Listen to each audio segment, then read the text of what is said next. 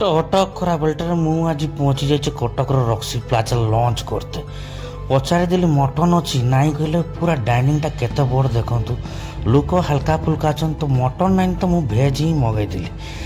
Veg ଥାଳିଟା ଦେଖିବା, veg ଥାଳିରେ କି ଅଛି ମେନୁ ଦେଖିଲି ଯାହା, ସେଟା ଆଉ କିଛି ନାହିଁ। ଆସିଗଲା ପୋଟଳ ତରକାରୀ, ଡାଲି, ଆଳୁ ଭର୍ତ୍ତା ଆଉ ଭାତ, ତା ସହିତ କଚୁମ୍ବରଟେ ଥିଲା, କଲରା ଭଜାଟେ ଥିଲା ଆଳୁ ସହିତ। ଲୁଣଟା ପକେଇକି ଡାଲିଟା ଲଙ୍କାଟା ଚକଟି ଦେଇକିରି ଖାଇବା ତ ଆରମ୍ଭ କରିଦେଲି। ଆଉ ପାମ୍ପଡ଼ ଦୁଇଟା ହିଁ ମଗାଇ ଦେଇଛି। ଯାହା ହଉ ବହୁତ ଦିନ ପରେ ମୁଁ ବିନା ଆଇଁଷରେ ଏଇ ପୋଟଳ ତରକାରୀ ମଟନ୍ଟାକୁ ଭାବିକିରି ଖାଇ ଦେଇଛି। ଭଲ ନି ଲାଗୁଥିଲା।